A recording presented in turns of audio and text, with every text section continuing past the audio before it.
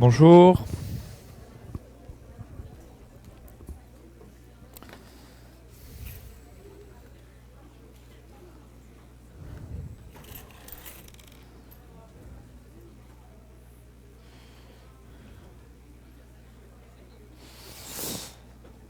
Voilà, finissez de vous installer.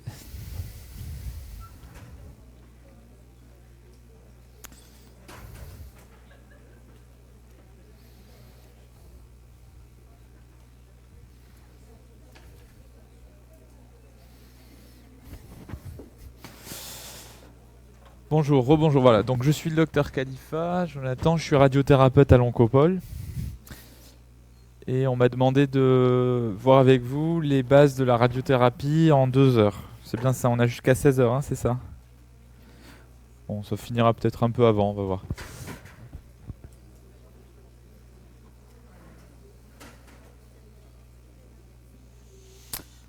Alors, vous avez dû avoir ou vous aurez des cours sur, j'imagine, les généralités en cancérologie. Vous avez eu les cours sur la chimiothérapie. Vous savez que en cancérologie, les 3 grands traitements, bon, c'est un peu rebattu en brèche actuellement, mais globalement, les 3 grands traitements, c'est la chimiothérapie. Alors, dans l'ordre, finalement, en fait, dans l'ordre d'apparition des traitements, c'est la chirurgie ancestralement, puis la radiothérapie. C'est un moyen de traitement qui est bien antérieur à la chimiothérapie.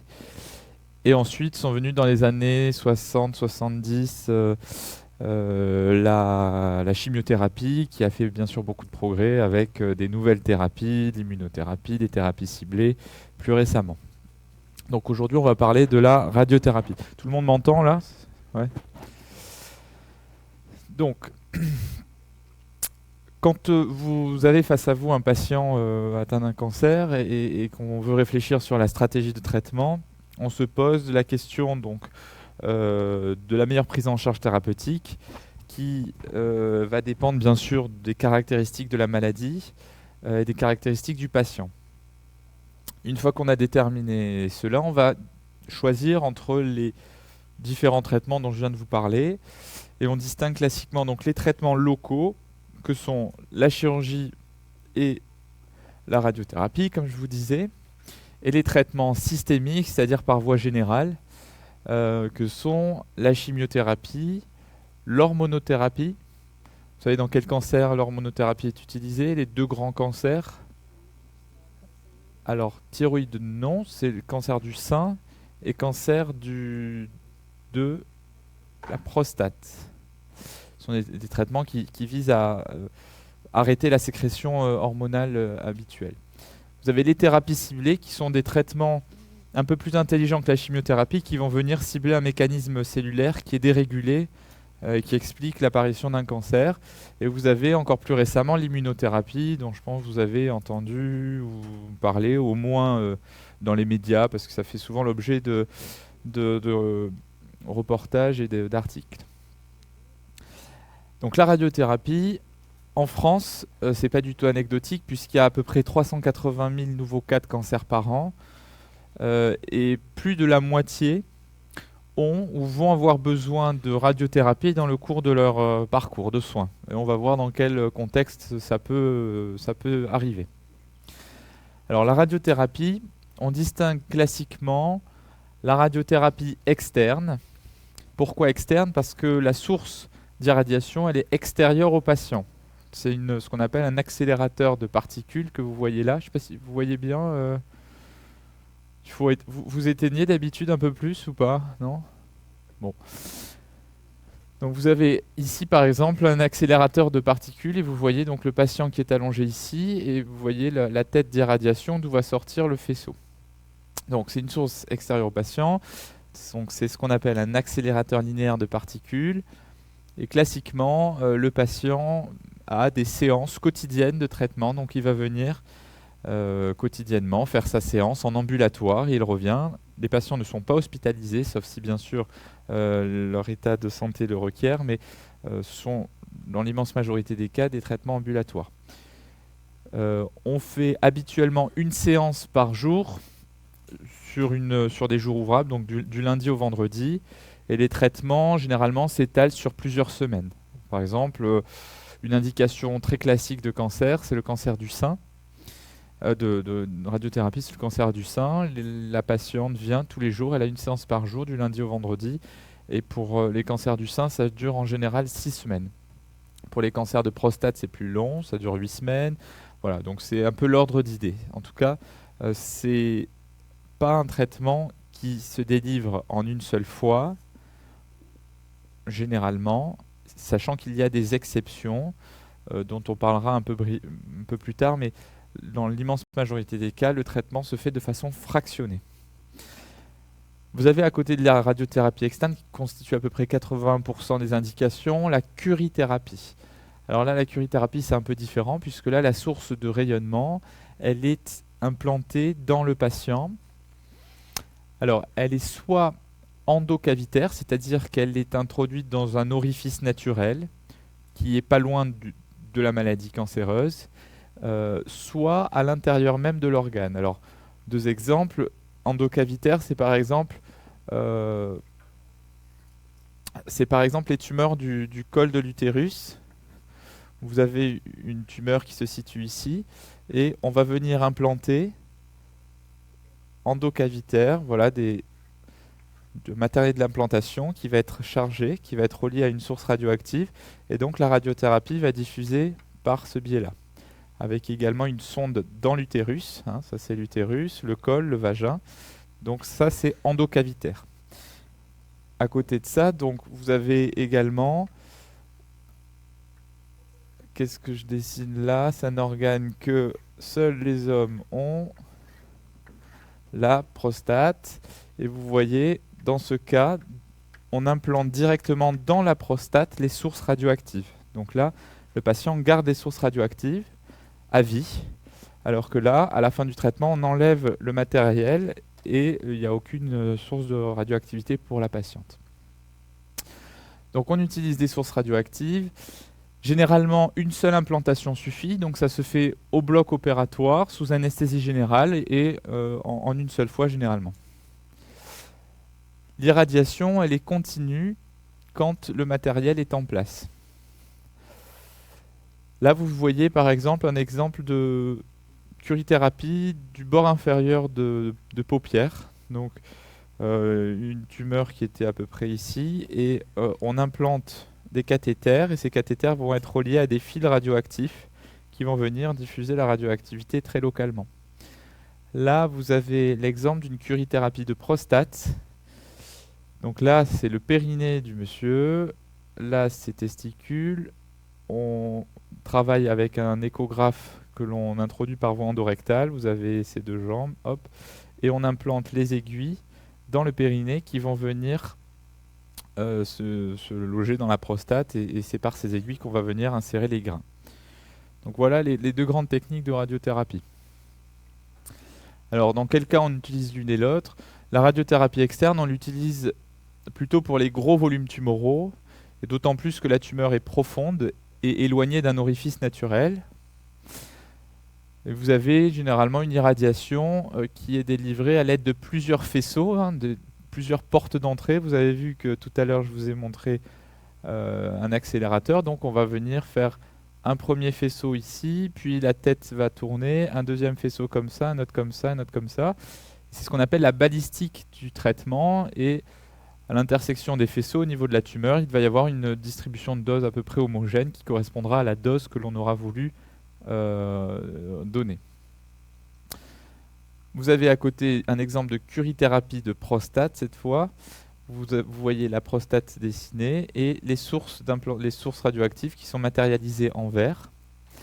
Et donc la curithérapie, elle se destine plutôt à des petits volumes tumoraux qui sont accessibles de façon assez facile. Par exemple, pour les tumeurs du col, l'accessibilité, elle se fait par le vagin sans trop de problèmes, ici par le périnée. Mais par exemple, à l'inverse, une tumeur cérébrale, une tumeur du poumon, une tumeur du côlon, ça c'est des choses qui sont beaucoup moins accessibles, et donc la curithérapie n'est pas utilisée. En curithérapie, il y a une propriété très importante qu'on utilise, c'est la chute de dose très rapide en périphérie de la tumeur. au contact de la source, vous avez une dose qui est très importante et puis elle va chuter très vite. C'est pour ça que la curithérapie permet d'irradier très fortement des petits volumes et dès qu'on s'écarte du volume à traiter, les doses sont négligeables. Donc par exemple, un monsieur qui a un cancer de la prostate qui est traité par curithérapie, il n'y a aucun risque pour son entourage. C'est-à-dire que les sources de radioactivité vont diffuser dans le volume prostatique et à quelques centimètres de la prostate, il n'y aura plus de dose. Donc, a fortiori, pour le patient, peut mener une vie normale sans qu'il se soit dangereux pour son entourage. Voilà. Vous pouvez me poser des questions pendant le cours s'il y a des choses qui ne sont pas claires ou que vous voulez plus de précision. Donc là, vous avez vu les deux grandes techniques de radiothérapie. On va voir un peu plus tard le processus de ce qu'on appelle le workflow, c'est-à-dire la succession des tâches que l'on doit faire pour réaliser une radiothérapie. Alors, en radiothérapie, on distingue deux grandes indications. Il y a la radiothérapie qui est à visée, ça ne veut pas dire qu'on y arrive toujours, mais en tout cas qui est à visée curative. C'est-à-dire que l'on cherche à délivrer une dose d'irradiation qui va être tumoricide, c'est-à-dire qui va chercher à tuer toutes les cellules cancéreuses pour essayer d'éradiquer complètement la tumeur. L'objectif, bien sûr, c'est la guérison, même si on n'y arrive pas toujours. Dans ces cas, il y a plusieurs types de schémas de traitement qui peuvent être faits. Soit la radiothérapie vient en complément d'une chirurgie, c'est-à-dire que le patient a une chirurgie et on estime qu'il y a un risque suite à cette chirurgie d'essaimage parce qu'il peut y avoir des cellules résiduelles autour de la tumeur qui a été enlevée. Je vais vous faire un schéma, ce sera plus clair.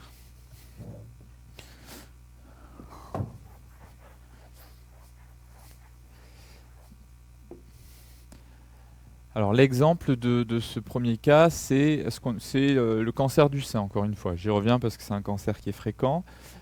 Vous avez à l'intérieur du sein une tumeur, que le chirurgien qui a été repéré par dépistage ou autopalpation par exemple. La tumeur est repérée, le chirurgien réalise une tumorectomie, donc il va venir enlever la tumeur et par la suite,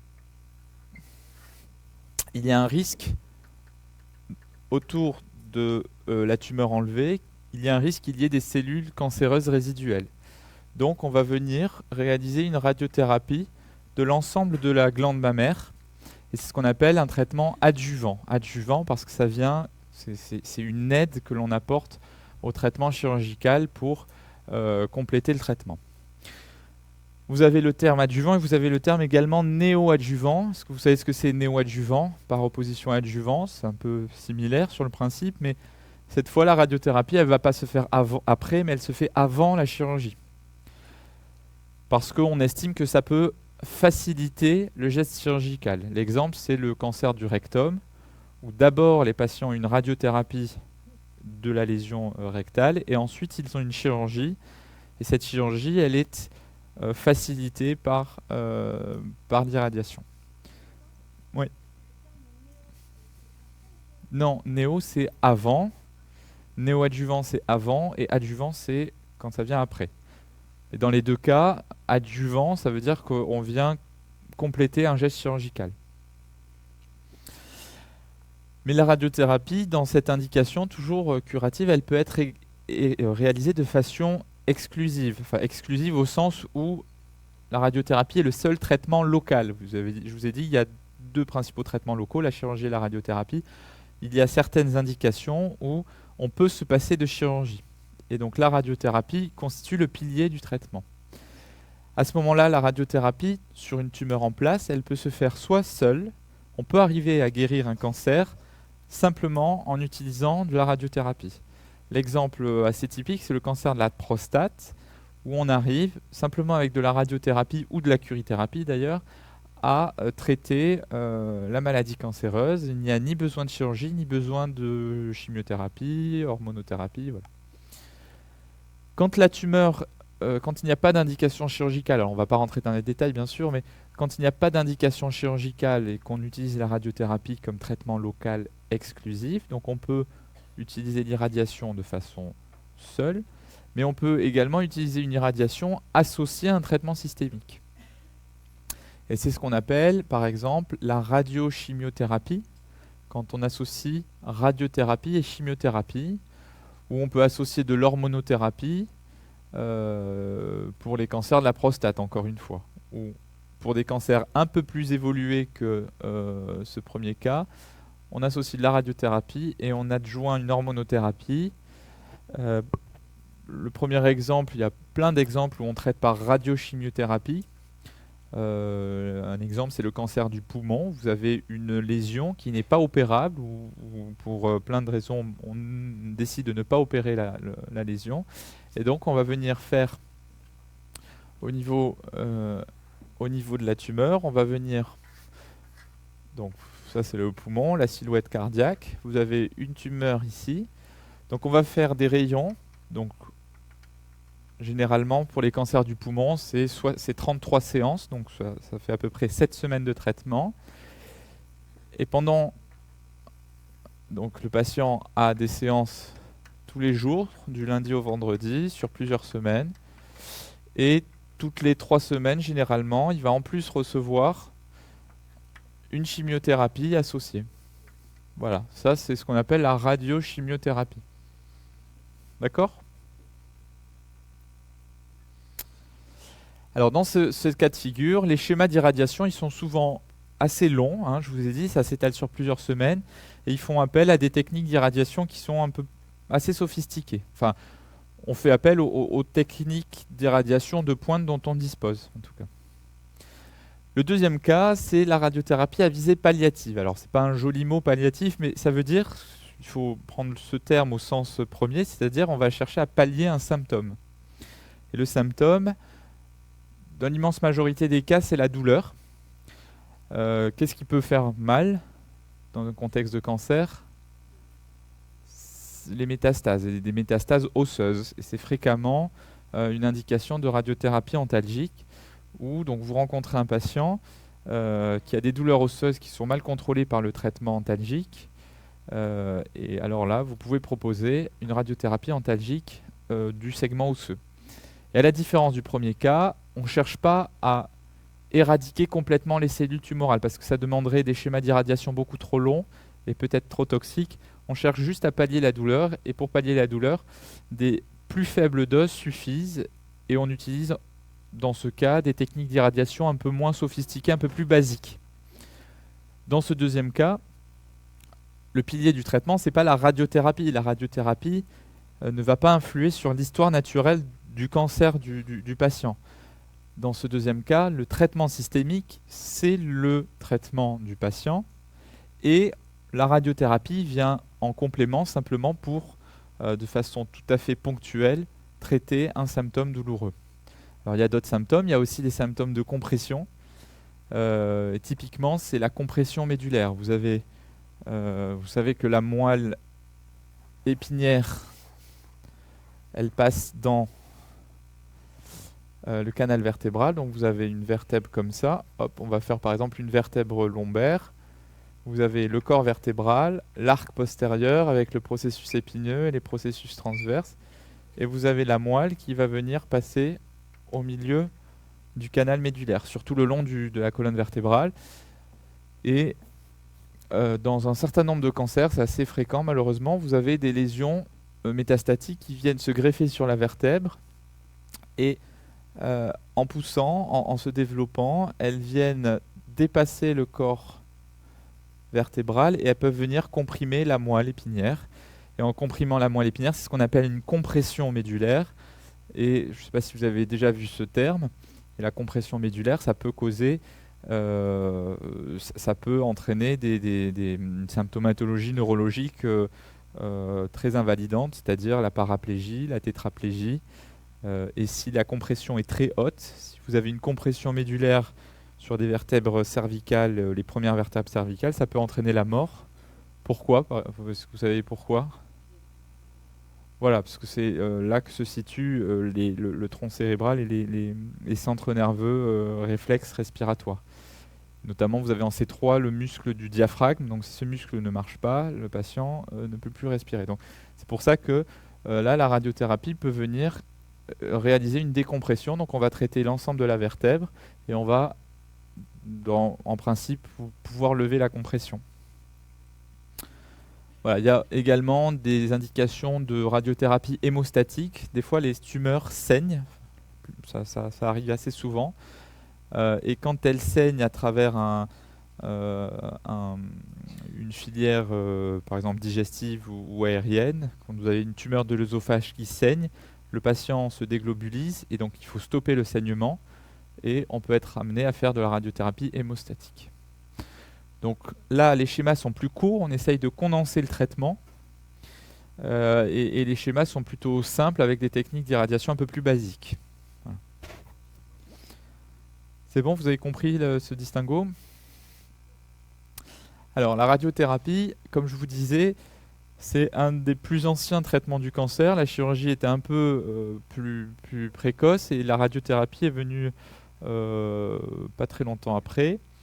Elle s'est basée sur la découverte des rayons X à la fin du 19e siècle et qui ont été utilisés très rapidement pour traiter. On s'est rendu compte que les rayons X avaient une propriété et notamment elles permettaient de tuer des cellules cancéreuses. Et ensuite, il y a eu énormément de progrès pour arriver aux machines de traitement actuelles. Alors, bon, on va passer vite sur cette diapo, mais retenez simplement que les premiers accélérateurs dont je vous parlais, ça date des années 60, mais ils n'ont absolument plus rien à voir avec ce que l'on utilise actuellement.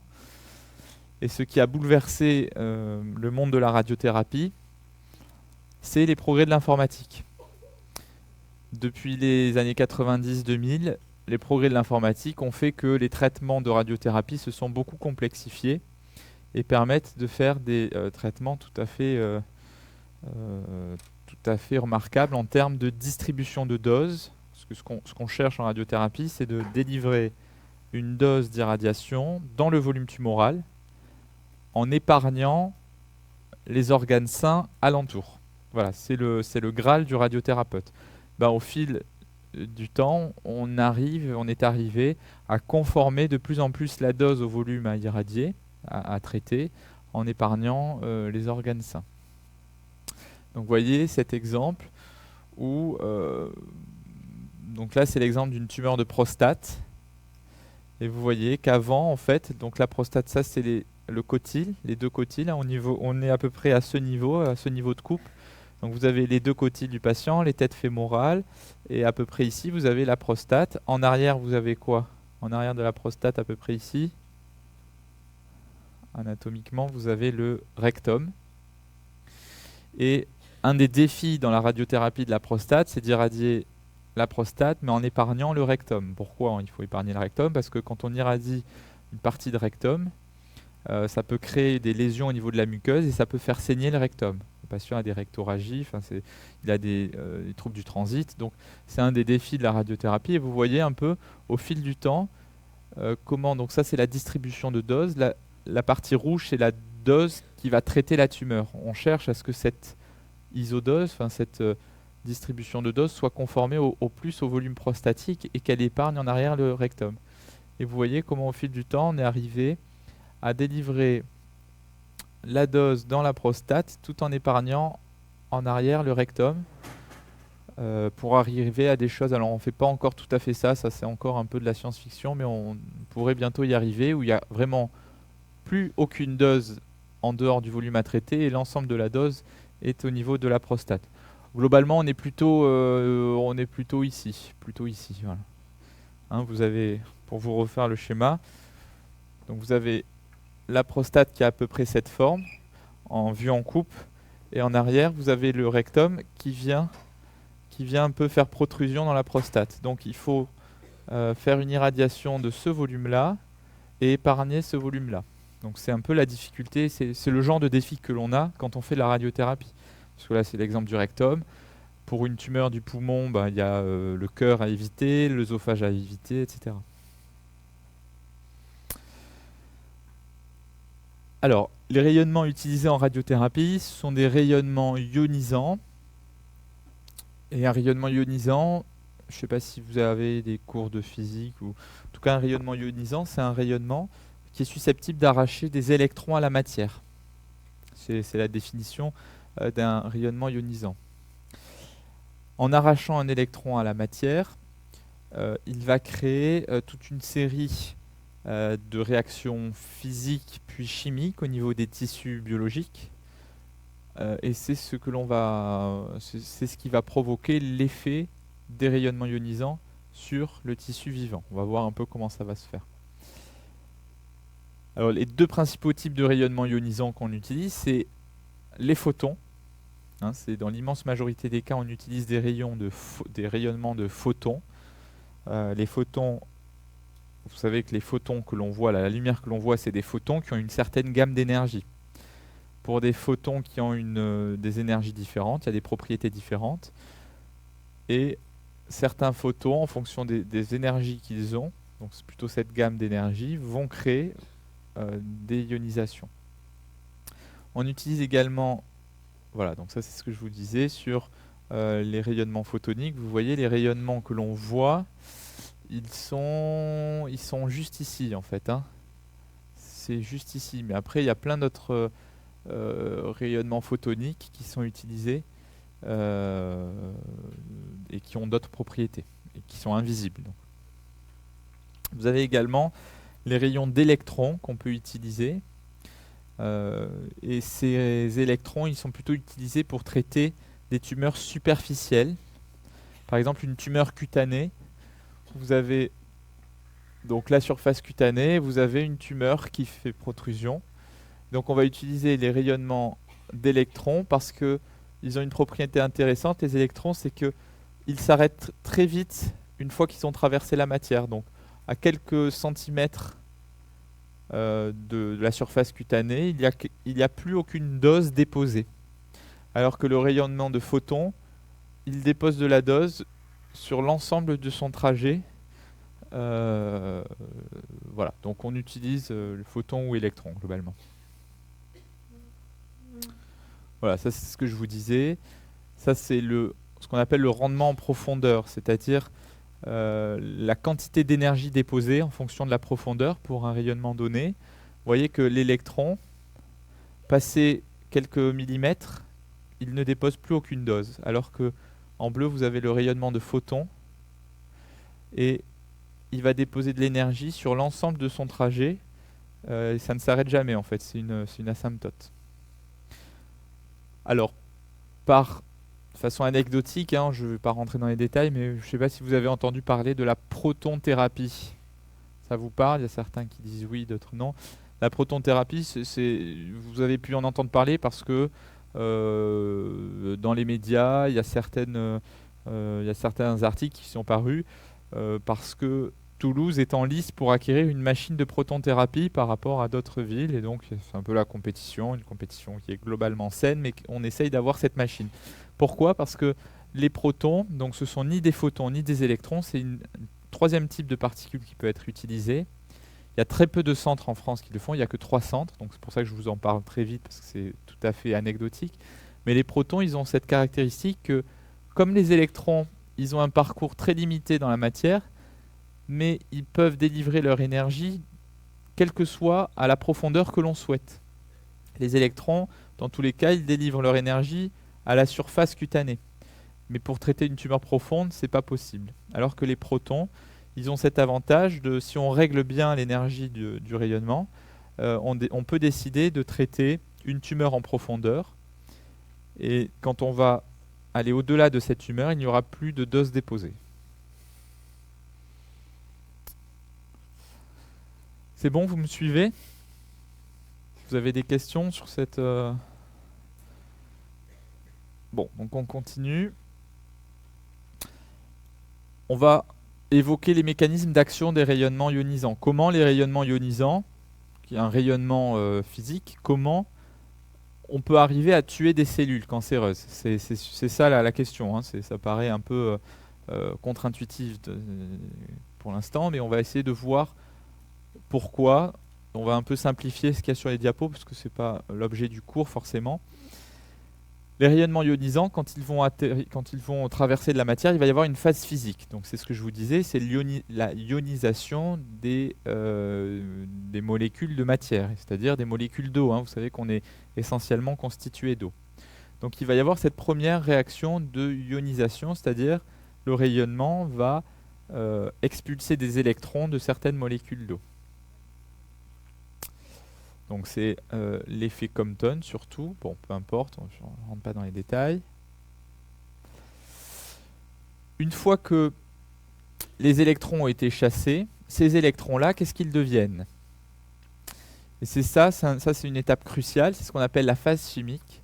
Ces électrons, ils vont venir créer des lésions, ils vont venir bombarder la molécule d'ADN de la cellule dans laquelle ils sont. Et en bombardant la molécule d'ADN, ils vont créer des lésions au niveau de cet ADN cellulaire. Donc il y a plusieurs types de lésions qui peuvent être créées. Et en fonction du type de lésion, l'événement est plus ou moins grave, plus ou moins létal pour la cellule. Donc c'est la deuxième phase du mécanisme d'action. À l'échelle cellulaire, qu'est-ce qui se passe? Quand la cellule voit que son ADN a été lésé, abîmé, il y a toute une série de mécanismes cellulaires, moléculaires qui rentrent en jeu. C'est ce qu'on appelle la phase cellulaire. Donc vous voyez l'échelle de temps, la phase physique c'est très très rapide, c'est une fraction de seconde. La phase chimique avec les lésions de l'ADN c'est en moins d'une seconde. Et la phase cellulaire ça peut durer plusieurs heures à plusieurs jours.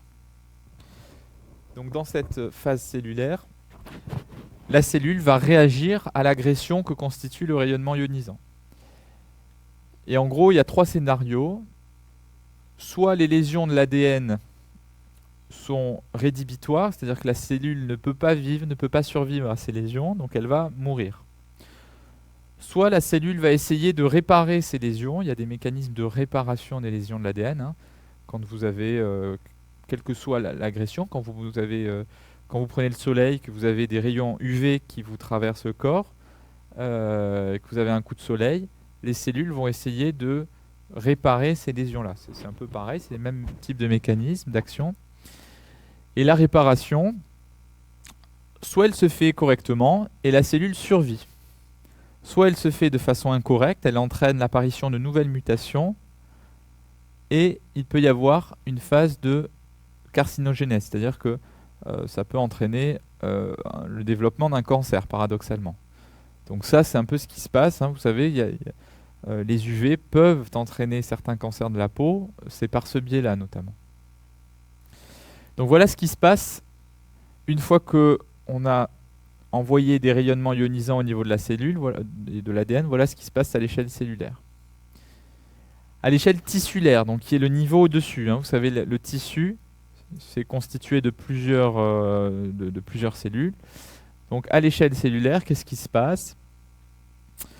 On distingue plusieurs choses en fonction du type de tissu qui a été irradié.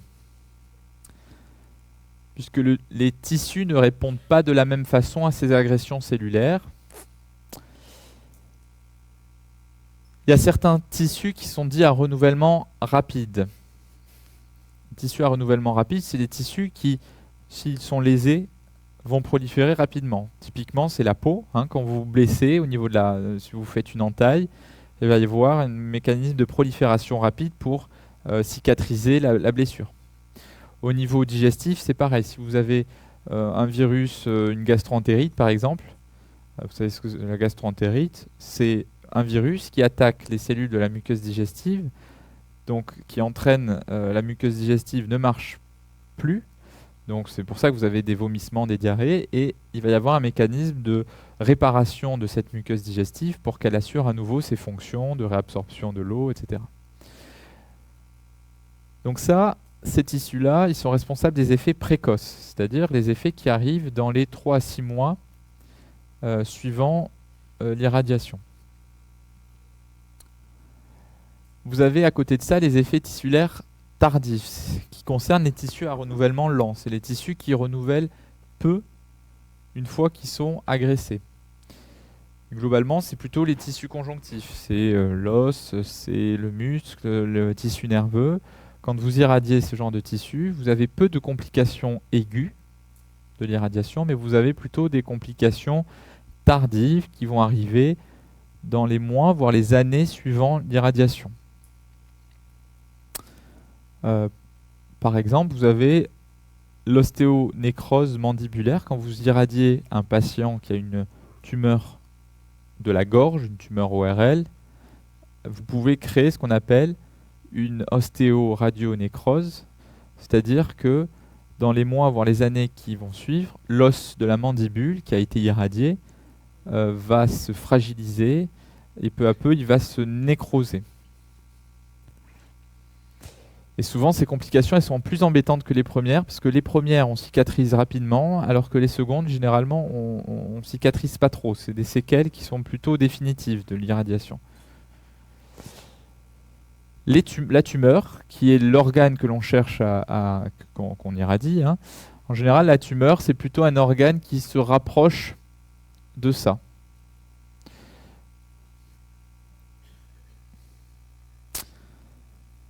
Alors, vous me direz comment on fait quand on a une tumeur qui est proche d'un organe sain, d'un organe à risque. Comment on fait pour créer un effet différentiel? L'effet différentiel, c'est quoi? C'est on va chercher à tuer les cellules cancéreuses tout en préservant les cellules des organes sains.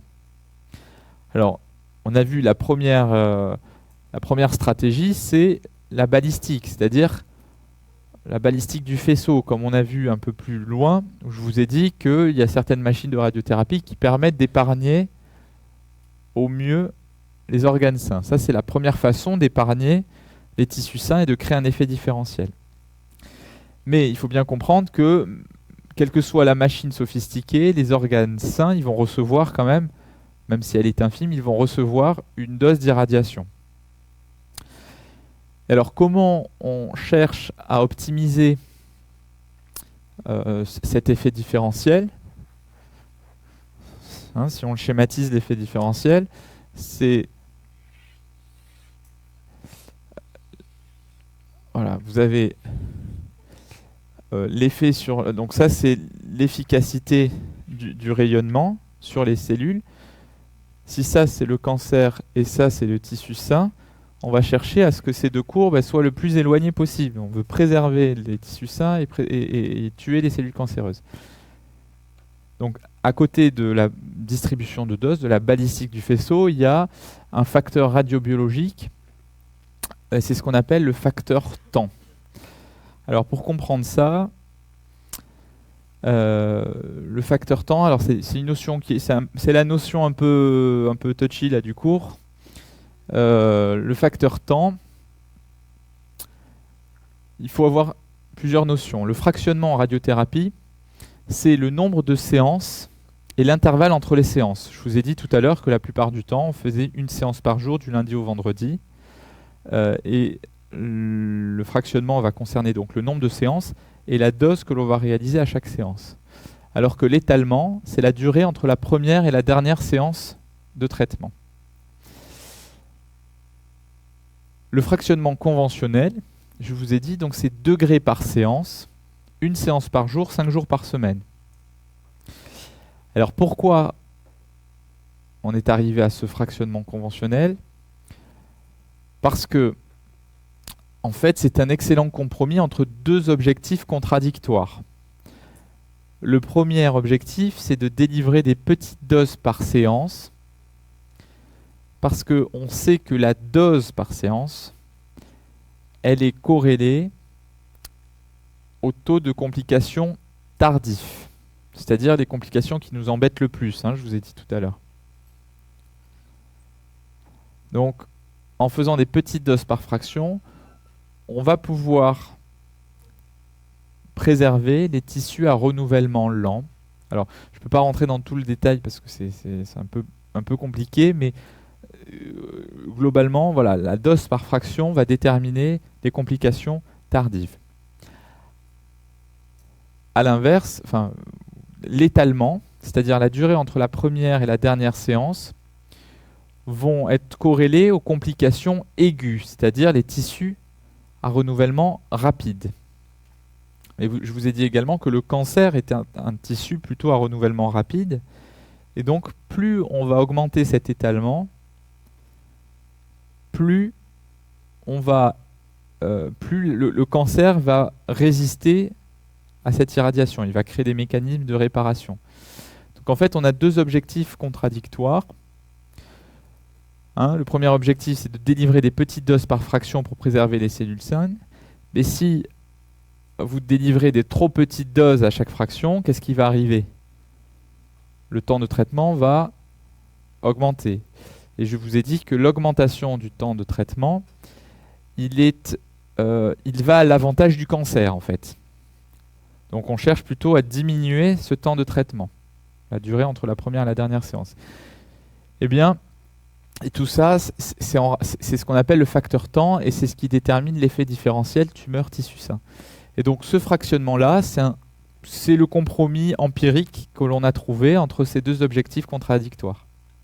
Donc quand on fait une radiothérapie, je vous ai dit, on ne délivre pas toute la dose en même temps, en une seule séance. Si vous décidez de faire 70 degrés sur une tumeur de prostate, il ne faut surtout pas délivrer 70 degrés en une seule fois sur la prostate. Parce que vous allez tuer les cellules cancéreuses, ça c'est sûr. Par contre, vous allez créer des lésions sur le rectum qui seront dramatiques.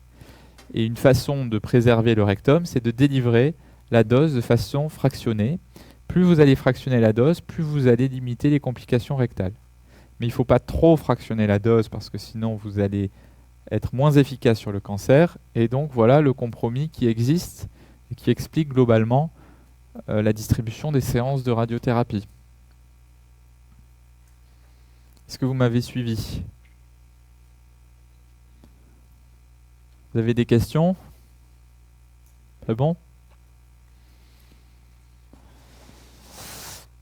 Donc ça, c'était la partie théorique. Donc j'en ai fini avec la partie un peu théorique sur les rayonnements, les effets radiobiologiques et l'effet différentiel. On va parler maintenant des grandes étapes du traitement. Comment le traitement va être mis en place en fait. Parce que pour l'instant, ça fait un peu science-fiction ce que je vous raconte. Alors, globalement, avant ma première diapo, vous avez un patient qui a un cancer. Par exemple, vous avez une patiente qui a un cancer du poumon, par exemple.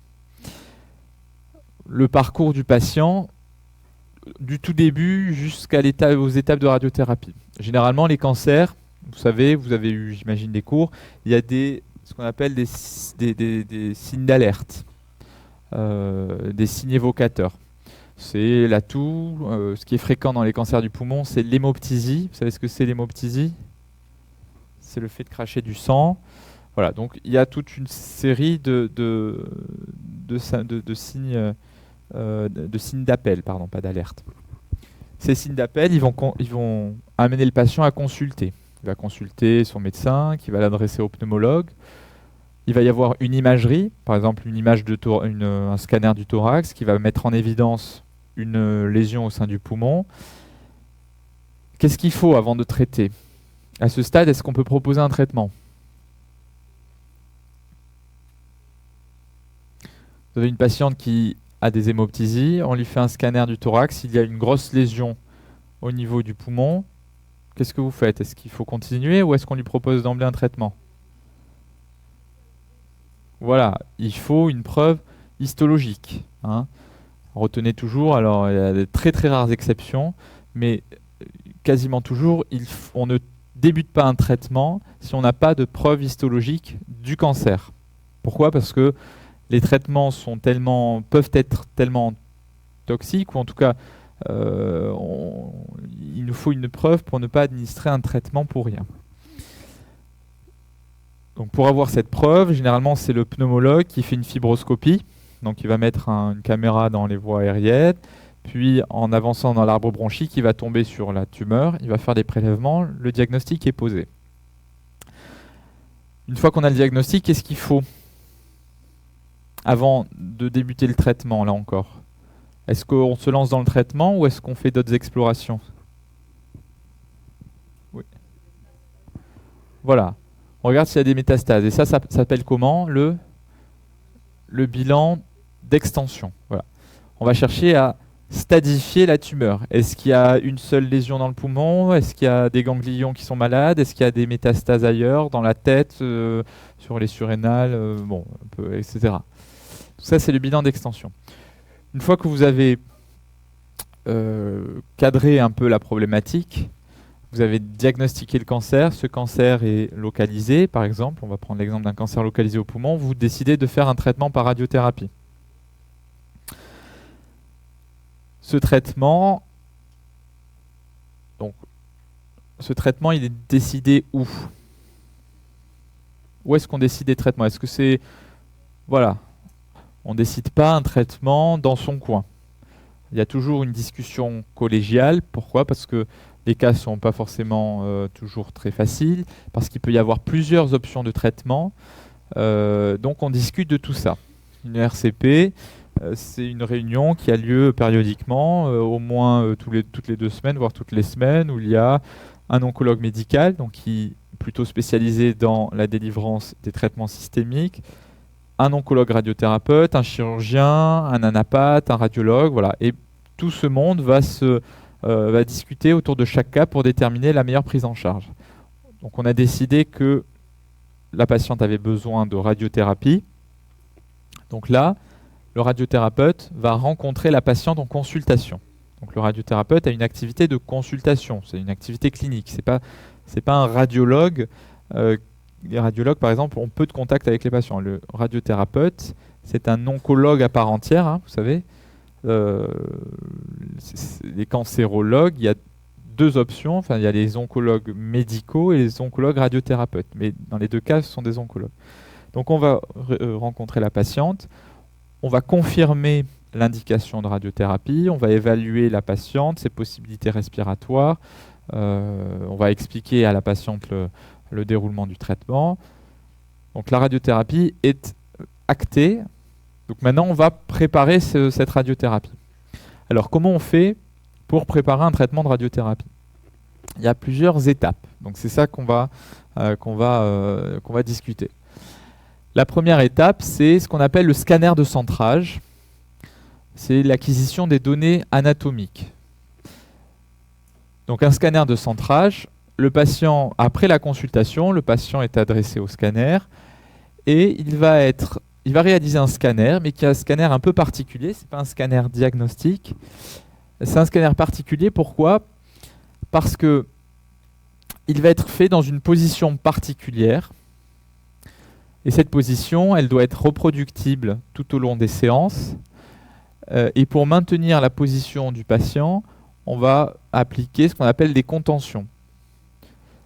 Et cette contention, elle est préparée au moment du scanner de centrage avec le patient. On discute avec lui. Est-ce que c'est confortable? Est-ce que vous êtes bien maintenu? Etc. Donc, il y a cette étape de détermination de la position du patient. Quand la position est déterminée et que la contention est réalisée, à ce moment-là, on peut faire un scanner en position de traitement dans le système de contention. Donc ça, c'est l'acquisition des données anatomiques où on va avoir les coupes de la zone à traiter, donc les coupes du poumon par exemple, sur laquelle après on va travailler. Donc une fois que ces coupes scanographiques elles ont été faites, on va les transférer sur une station de travail, sur un logiciel, qu'on appelle un TPS. Et à partir de ces images, on va pouvoir travailler dessus pour préparer l'irradiation. La première étape, c'est de définir, au sens propre du terme, c'est-à-dire qu'on va contourer, coupe par coupe, les zones que l'on va vouloir traiter. Donc par exemple, vous avez, alors je vois pas très bien, vous avez, ça c'est quoi? Ça ce sont les poumons. Voilà, vous êtes sur une coupe à peu près à ce niveau. Au milieu, là, ce qui est noir, ça veut dire quoi? Qu'est-ce qui est noir sur un scanner? C'est l'air. Donc là, au milieu des 2 poumons, qu'est-ce qu'il y a? la trachée. Ici, vous avez, donc c'est le schéma que je vous avais fait tout à l'heure, vous avez la vertèbre, et là, vous avez des gros vaisseaux. Ici, c'est un peu plus compliqué. En arrière de la trachée, qu'est-ce que vous avez? Le conduit qui vous permet d'avaler, l'œsophage. Voilà. Donc vous allez contourer tous ces organes, et vous allez également contourer ce que l'on voit là, qui est en fait la tumeur. Ça, sur le scanner, le radiothérapeute arrive à identifier la tumeur, et donc on va contourer coupe par coupe la tumeur. Et coupe par coupe, il va également contourer les organes à risque pour définir les zones où le faisceau d'irradiation ne doit pas passer, ou en tout cas qu'il doit essayer d'éviter. Une fois qu'il a fait ce travail, il y a toute une série de marges qu'on va additionner. Parce que, en fait, ça c'est la tumeur, mais le traitement ne va pas concerner que cette partie. Il va concerner un volume un peu plus gros, un peu élargi, du fait de l'application de marges. Et ces marges, elles tiennent compte de quoi? Elles tiennent compte de plusieurs choses. Elles tiennent compte de l'envahissement microscopique, hein, parce que ce que vous voyez là, c'est la tumeur macroscopique, mais juste à quelques millimètres au-delà, il est probable qu'il y ait en fait des cellules cancéreuses microscopiques que l'on ne voit pas sur l'imagerie. On va également appliquer des marges pour tenir compte de l'incertitude de repositionnement, puisque tous les jours, le patient va être positionné sur l'accélérateur pour faire le traitement, mais ce repositionnement, donc il est aidé par la contention, ce qui assure une reproductibilité, mais il y a une certaine, marge d'erreur. Donc voilà, on va appliquer donc toute une série de marges. Une fois que l'on a le volume à traiter, donc la tumeur avec les marges, et que l'on a défini les organes à risque, on va faire ce qu'on appelle la simulation de la géométrie du faisceau. C'est-à-dire que on va calculer, on va faire ce qu'on appelle une dosimétrie prévisionnelle. On va essayer de faire plusieurs essais où on va dire, voilà, là je vais mettre le faisceau à tel angle, un deuxième faisceau ici, un troisième faisceau ici, je vais adapter le faisceau de telle sorte, etc. On va régler l'énergie du faisceau, et tous ces paramètres vont essayer d'être optimisés pour aboutir à l'irradiation de la tumeur, tout en épargnant les organes à risque. Une fois que l'on a fait ça, on va faire une simulation. En fait, là, le patient, il est chez lui pendant que vous faites ça. Il a fait son scanner. Je ne vous ai pas dit, mais une fois que le scanner est fait, le patient rentre chez lui. Et après, ces étapes-là, elles se font sans le patient. Donc, on va faire des essais et alors on a des outils graphiques qui nous permettent de savoir si la distribution de doses est correcte, elle est optimale. Et donc on va tâtonner, on va dire, bon, en fait, ce faisceau-là, peut-être qu'il faut l'anguler différemment, il faut faire une angulation plutôt comme ça, l'énergie, voilà. Donc c'est le travail de dosimétrie. Et quand on aboutit à une distribution de doses qui est correcte, qui est simulée, c'est-à-dire que là, le patient n'est pas traité. On a simplement simulé une distribution de doses sur le scanner du patient. Quand ça, c'est fait, que la distribution de doses vous convient, vous validez, vous signez la prescription de dose, c'est comme une prescription médicamenteuse, une prescription qu'on signe. Et à ce moment-là, les paramètres que l'on vient de déterminer, ils sont transférés sur la machine de traitement.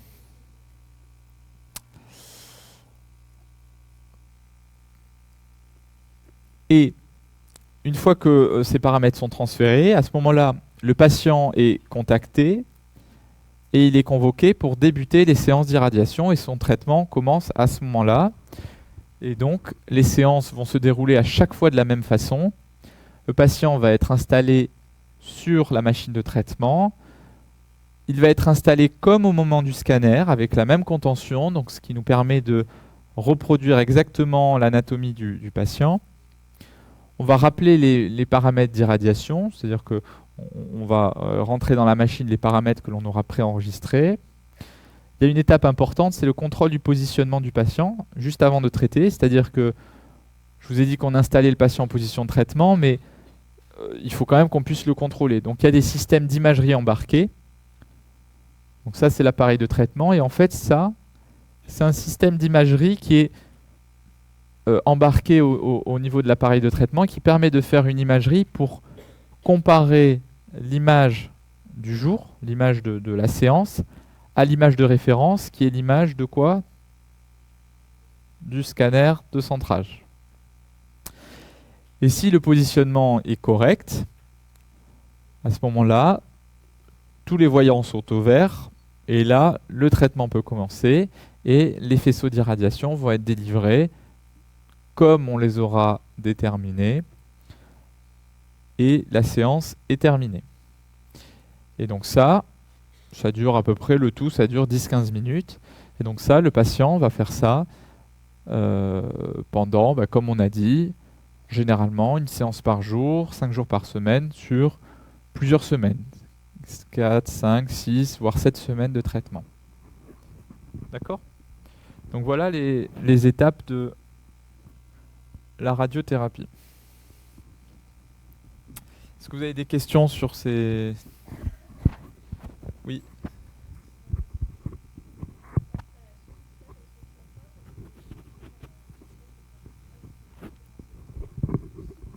Alors, je n'ai pas compris ta question.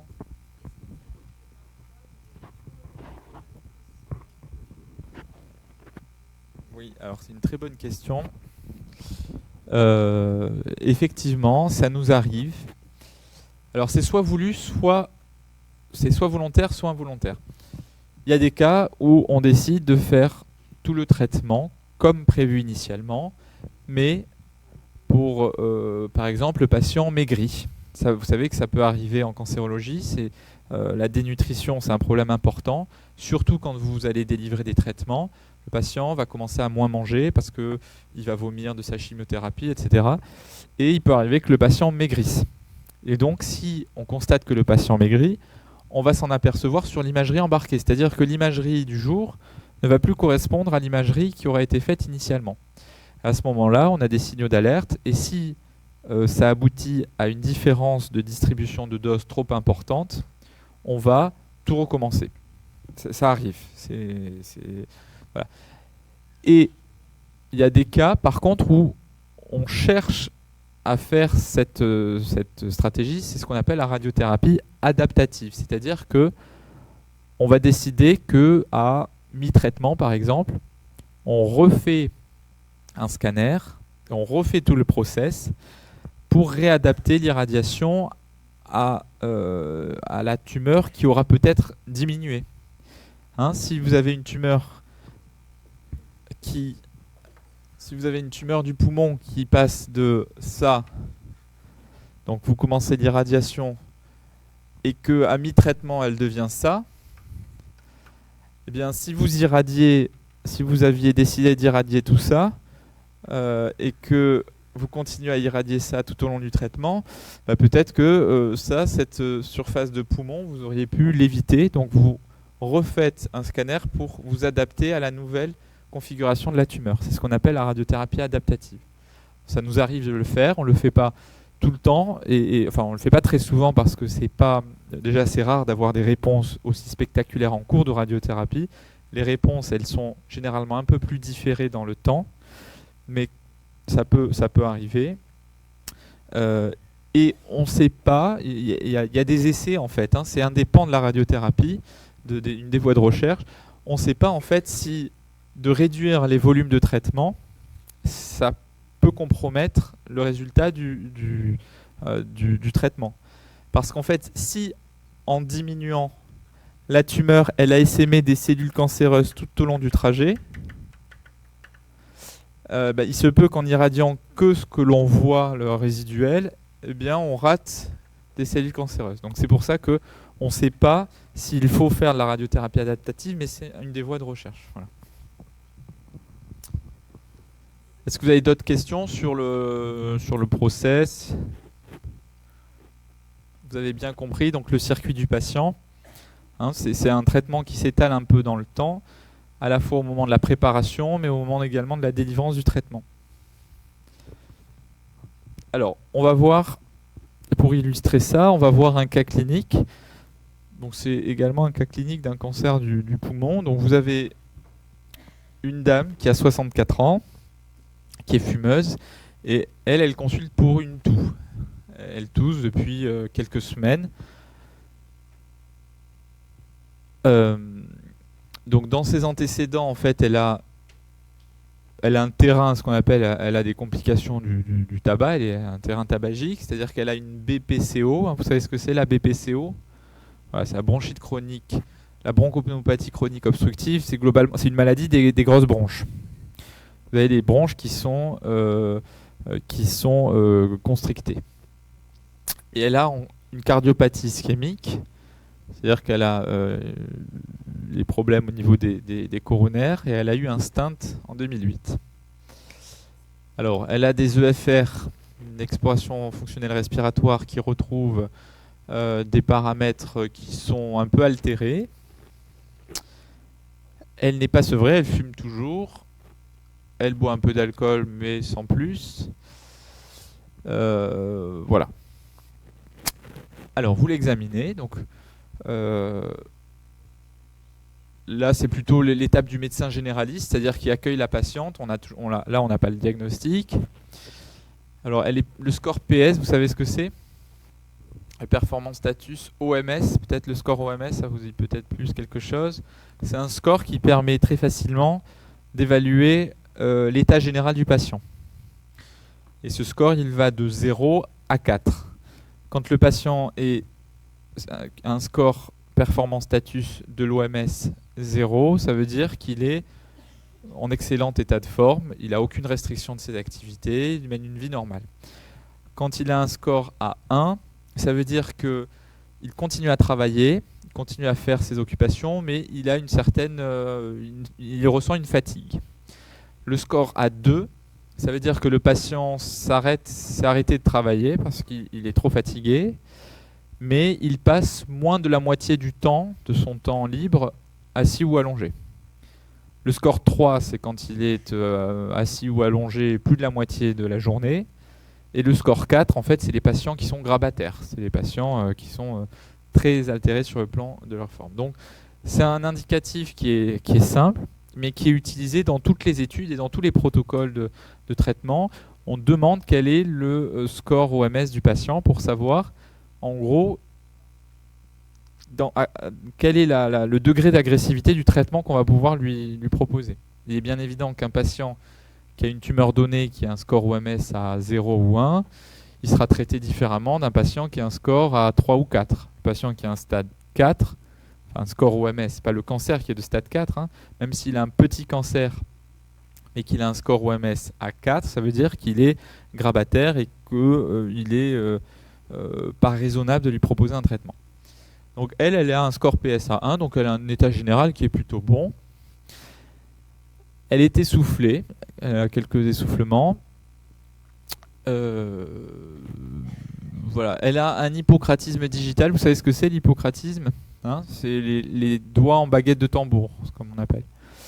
Et ça se voit assez. C'est un signe d'alerte qui est assez, bien sûr, qui est facile à repérer et qui est souvent associé à l'apparition d'un cancer bronchique, en tout cas.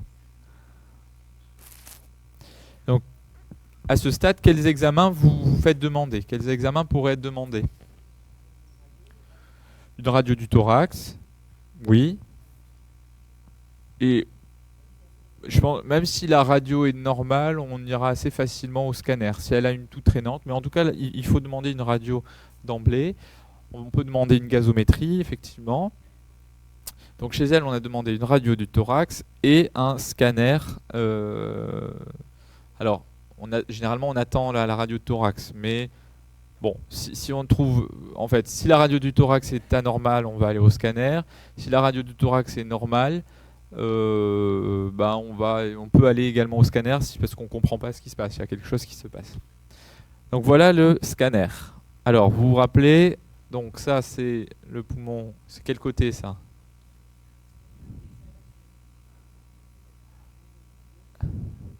C'est quel côté? Droite ou gauche? C'est gauche. Hein. Il faut vous rappeler que les imageries en coupe, c'est toujours pareil en médecine, c'est-à-dire qu'il faut imaginer que le patient a été coupé dans ce sens et vous regardez la partie du haut. D'accord? Donc là, vous comprenez pourquoi c'est à gauche. Donc vous avez une volumineuse lésion intraparenchymateuse. Vous avez donc là, ce qu'on a vu, la trachée. L'œsophage, alors on ne le voit pas trop parce que le scanner est réglé sur ce qu'on appelle une fenêtre parenchymateuse. Il est réglé de telle sorte qu'on voit surtout le parenchyme pulmonaire et donc les structures médiastinales, elles apparaissent moins bien. Alors, une fois que vous avez un scanner, le diagnostic a été porté par endoscopie. Il s'agit d'un adénocarcinome bronchique. Il y a plusieurs types histologiques. Donc vous avez une preuve histologique. Qu'est-ce que vous faites? On a dit tout à l'heure, donc le bilan d'extension. Dans le bilan, qu'est-ce que c'est ça comme examen? Alors, non, c'est pas une IRM. Qu'est-ce qui vous saute aux yeux? Déjà, il y a des... C'est une modalité d'imagerie en coupe, déjà. C'est une première chose, parce que à la différence d'une radio ou d'une échographie, c'est une imagerie en coupe.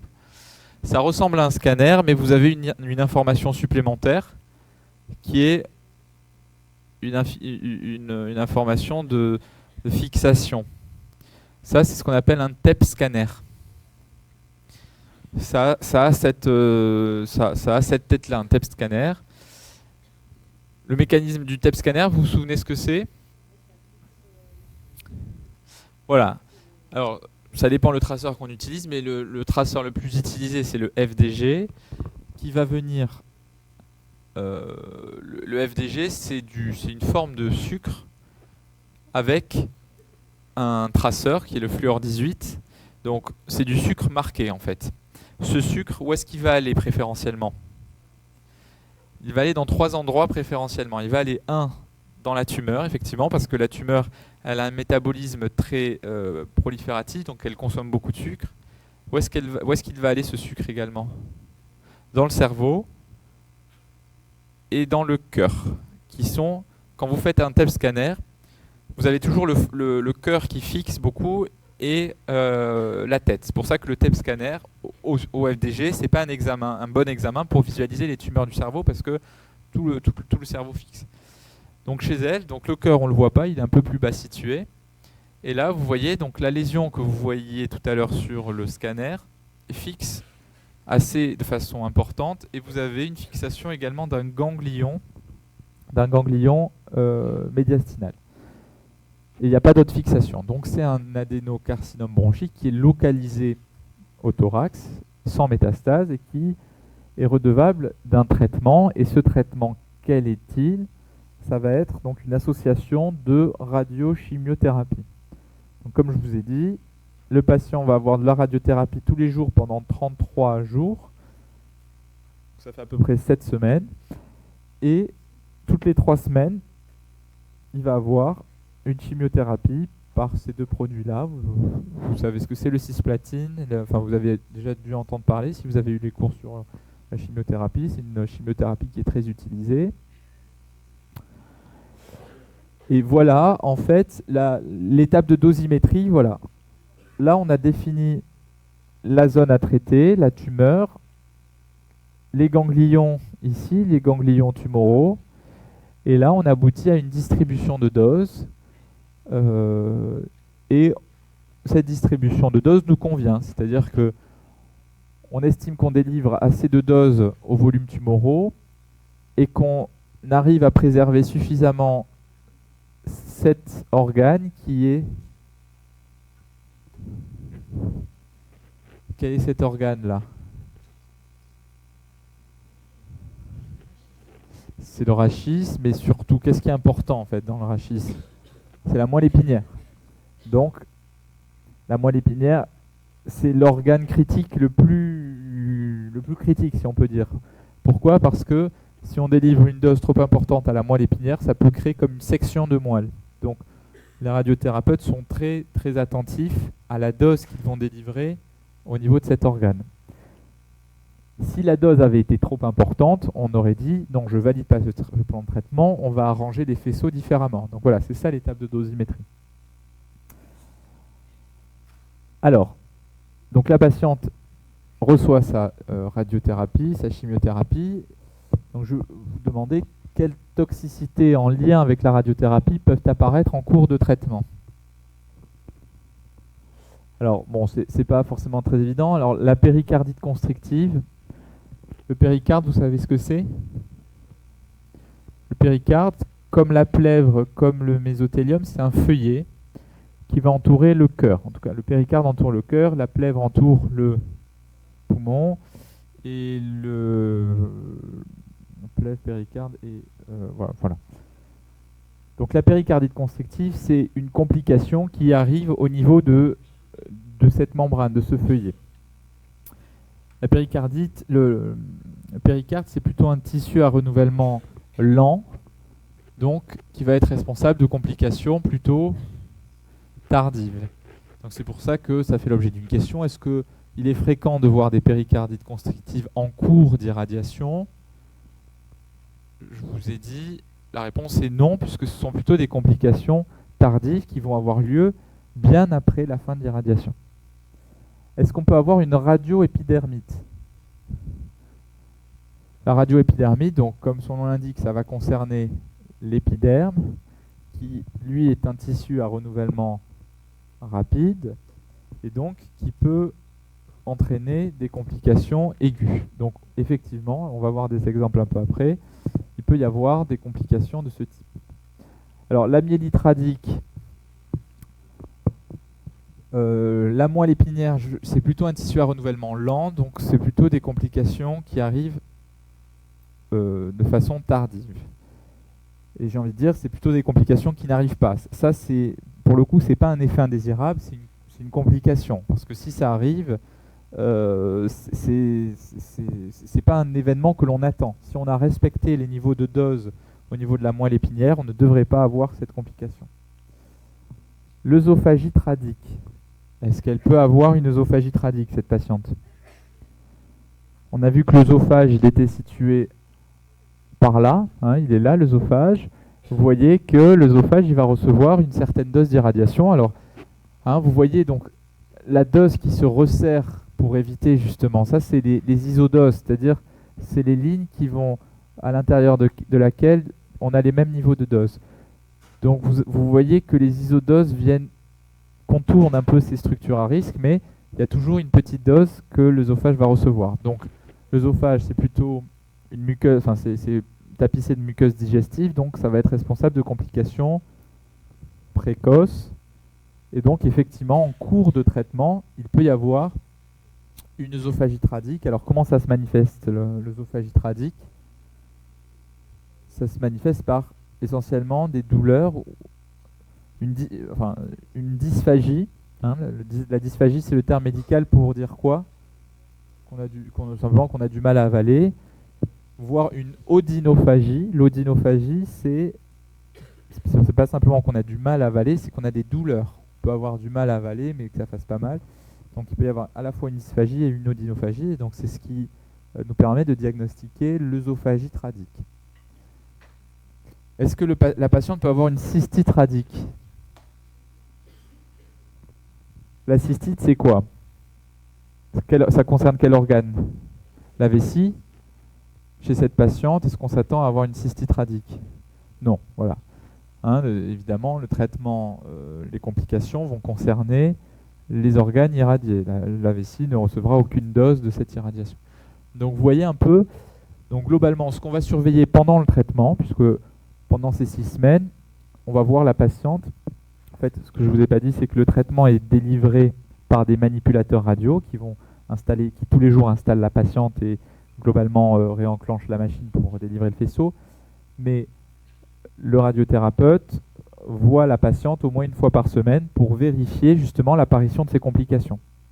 Voir si ces complications restent minimes à modérées, et si elles sont trop importantes, on peut être amené à proposer des traitements. Et donc pendant l'irradiation de cette patiente, on va surtout surveiller l'apparition de ces deux choses.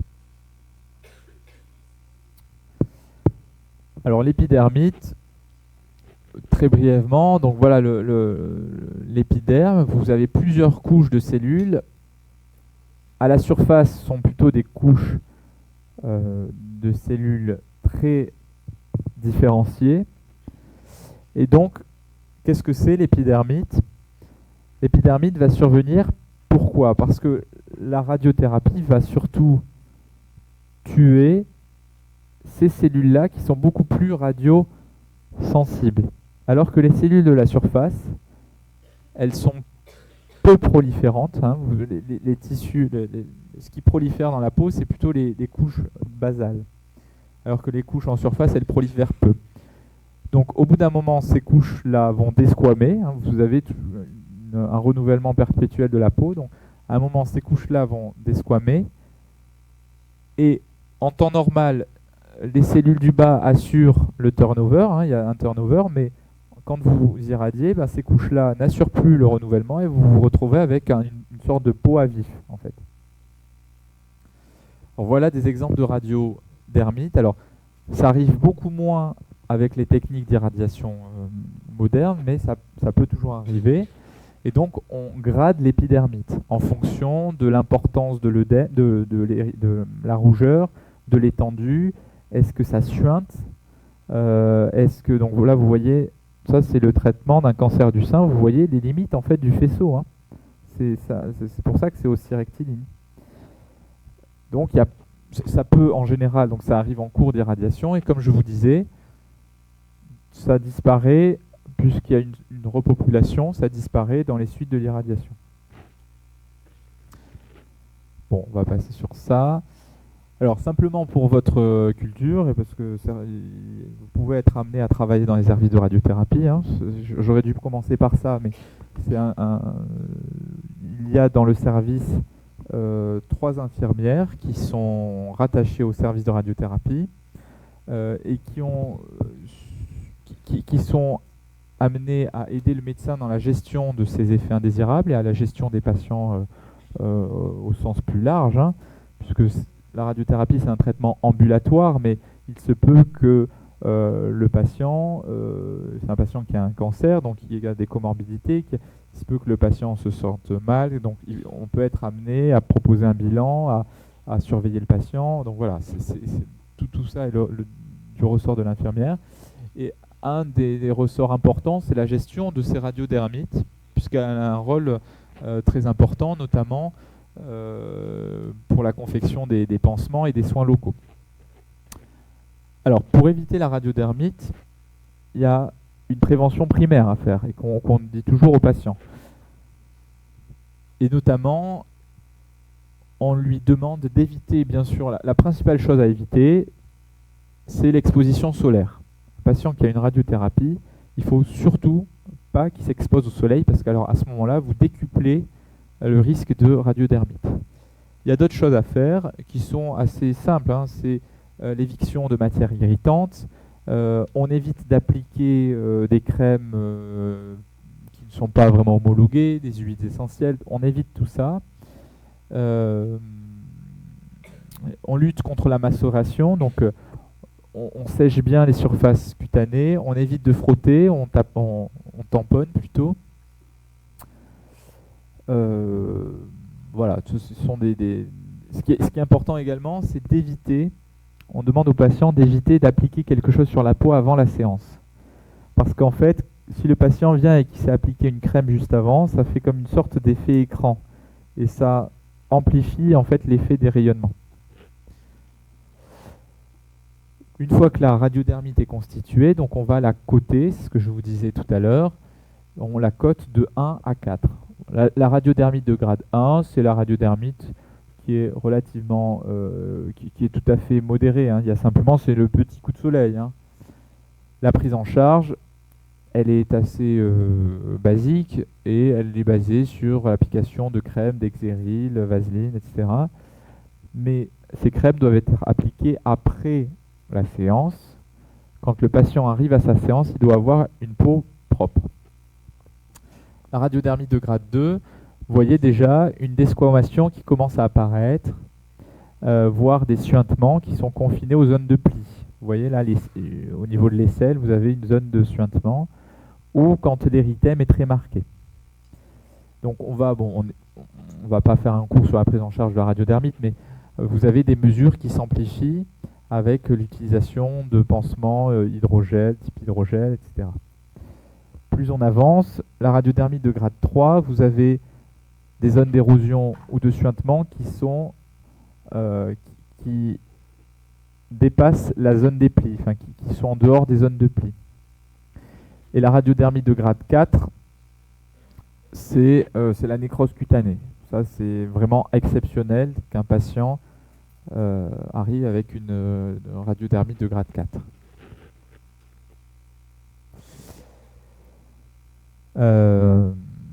Voilà, donc on peut être amené,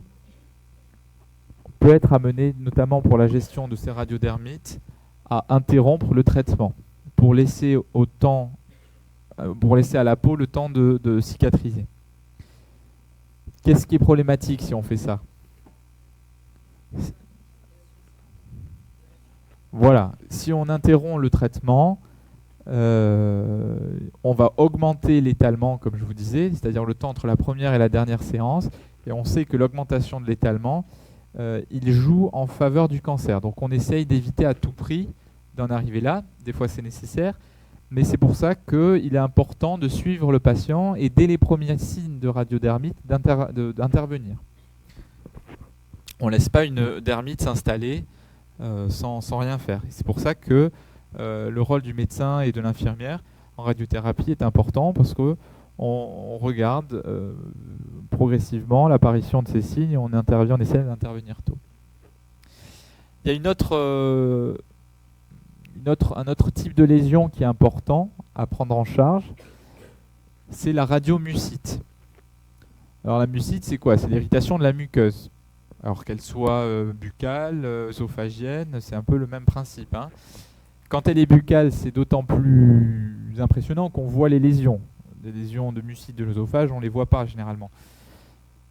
Mais les lésions buccales, quel type d'irradiation peuvent être concernées par ce type de lésion? C'est les cancers de la sphère ORL. Alors pourquoi c'est important de les prendre en charge, ces lésions? Vous voyez là des exemples de lésions. Vous avez un placard blanchâtre qui se forme avec parfois des dépôts, des desquamations. C'est important pourquoi, d'après vous? Voilà, c'est important pour deux choses. La première raison, c'est que effectivement, ce genre de lésion, ça fait très mal. En fait, c'est une sorte d'aft géant. Vous savez, quand vous avez un petit aft sur la bouche, déjà, c'est douloureux, vous avez du mal à avaler. Donc, il faut imaginer que ces patients peuvent avoir une sorte d'aftose de l'ensemble de la cavité buccale, voire de la gorge, du pharynx. Donc, ça peut être très, très douloureux. Donc, il faut prendre en charge pour éviter qu'ils mangent plus, qu'ils arrêtent de manger, pour éviter la dénutrition. Il faut prendre en charge la douleur, bien sûr, comme dans tout symptôme relié au cancer. Et de la même façon, comme on l'a dit tout à l'heure, il faut le prendre en charge pour éviter d'interrompre le traitement, comme on l'a vu, parce que là aussi, ça peut être délétère. Donc là encore, un patient qui a une irradiation ORL, toutes les semaines, le patient est vu par le médecin, on inspecte sa cavité buccale, on regarde l'apparition de ses lésions, on lui prescrit des bains de bouche, on lui prescrit des antalgiques, voilà. Donc voilà les deux grands effets indésirables, la mucite et l'épidermite, qui peuvent arriver en cours d'irradiation et que vous pouvez être amené à prendre en charge si vous travaillez dans un service de radiothérapie ou de cancérologie avec des patients qui ont de la radiothérapie en cours. Il faut y penser à ces... Vous allez peut-être même, si vous ne travaillez pas directement dans l'unité de radiothérapie, vous allez pouvoir, il se peut que certains d'entre vous travaillent dans des services d'oncologie, et donc il faut toujours avoir en tête que les patients qui ont de la radiothérapie, ils peuvent être hospitalisés, parce qu'ils ne vont pas bien, donc ils sont hospitalisés. Ça n'empêche pas qu'ils ont leur séance de radiothérapie, et donc il faut être vigilant à l'apparition de ces symptômes. Et vous pouvez être amené à alerter le médecin sur un symptôme qui évolue et qui n'est pas forcément pris en charge et reconnu tout de suite. Donc c'est aussi votre rôle de détecter l'apparition de ces symptômes chez les patients en cours d'irradiation. Voilà, j'ai bientôt fini. Je voulais juste discuter avec vous des grands progrès de la radiothérapie. Donc la radiothérapie, tout ce que je vous ai dit sur la radiothérapie, c'est des concepts de base et qui nous servent tous les jours et qui vous permettent un peu de comprendre à la fois comment marche la radiothérapie, comment est organisé le circuit du patient qui a de la radiothérapie. Mais il faut savoir que il y a beaucoup de progrès en cours sur la délivrance du traitement. Le premier progrès, c'est ce qu'on appelle la radiothérapie, la radiothérapie conformationnelle avec modulation d'intensité. C'est un peu ce que je vous disais pour l'histoire de la prostate et du rectum en arrière. Ce sont des techniques qui sont de plus en plus appliquées et qui permettent d'irradier. Donc là, on est où là à peu près? Vous reconnaissez? On est au niveau de la tête. Donc ça, c'est l'os maxillaire. Et ça, c'est quoi, d'après vous? C'est ici. Ce sont les parotides. Quand vous avez une tumeur qui est ici, avec des ganglions qui sont tout autour à irradier, avant, on faisait une irradiation que l'on appelait en tunnel. C'est-à-dire qu'il y avait un tunnel de dose sur toute cette partie-là. Et qu'est-ce qu'il y avait dans le tunnel? Il y avait les deux parotides. Avec la modulation d'intensité, on a pu sculpter la dose pour éviter à la fois la moelle épinière en arrière, mais également les parotides. Alors ça paraît un peu anecdotique, et pourquoi je vous parle de parotides? Les parotides, c'est important parce que les patients qui ont une irradiation ORL, si vous irradiez les parotides, qu'est-ce qui se passe?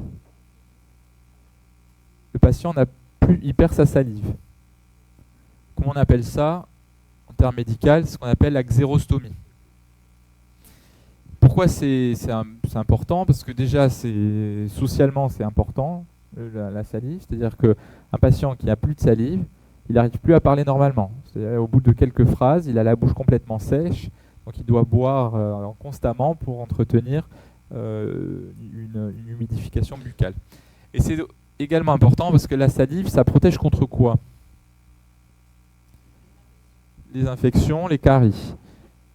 Et la survenue d'une carie sur un os maxillaire qui a été irradié, si vous faites une avulsion dentaire sur un os irradié, sur une mandibule irradiée, il y a un gros risque de ce que je vous disais, ce que je vous décrivais tout à l'heure, d'ostéoradionécrose. Et l'ostéoradionécrose, ça peut être grave, c'est un événement infectieux, c'est vraiment pas beau, quoi. L'ostéoradionécrose, vous avez un trou dans l'os, ça suppure.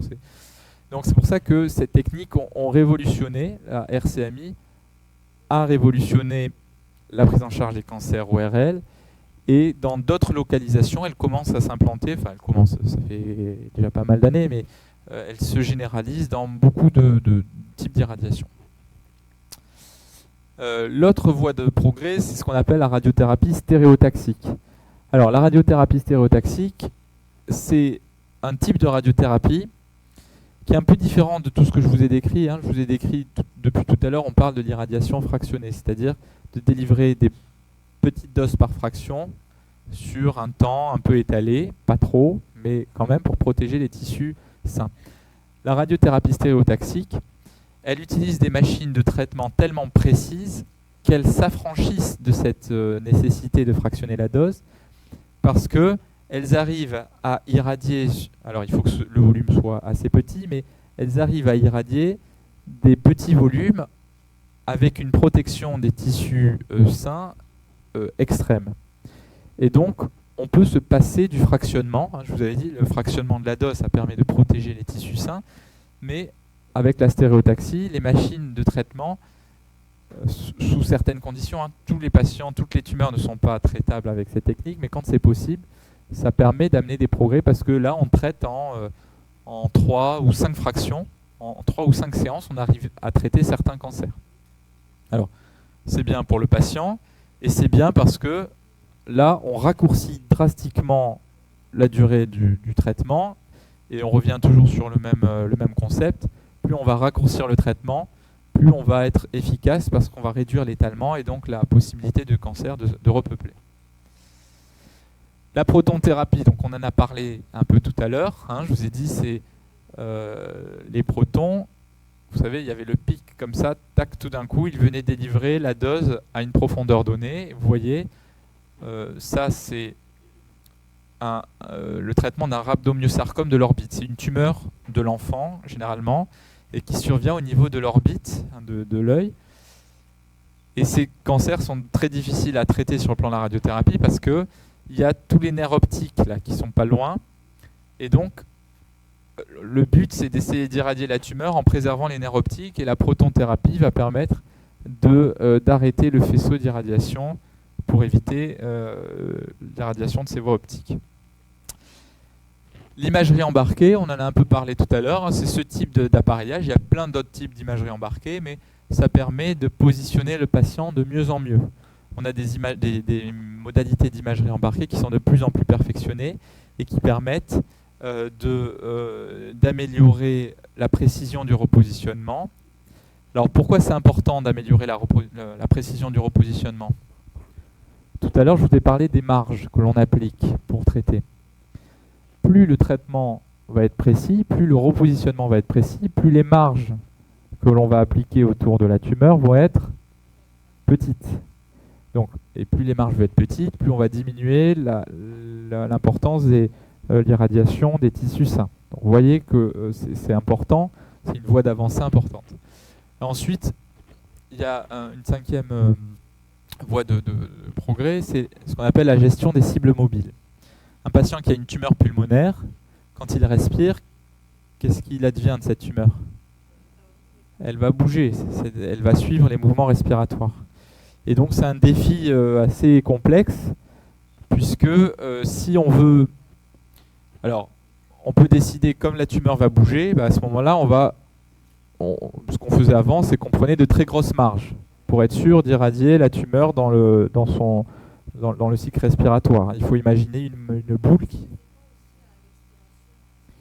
Oui, voilà, mais ça fait partie, tout à fait, ça fait partie de ces techniques de prise en charge du mouvement. C'est-à-dire que on a essayé d'être un peu plus intelligent et en se disant, on va essayer de cibler la tumeur. Et alors, il y a plusieurs techniques. Soit on demande au patient de bloquer sa respiration et on va irradier uniquement quand la respiration est bloquée au niveau de la tumeur. Il y a d'autres méthodes. Par exemple, on va dire ce qu'on appelle le gating respiratoire. Le patient va respirer, il va respirer normalement, donc la tumeur va bouger comme ça, et on va irradier la tumeur que quand elle est en bas.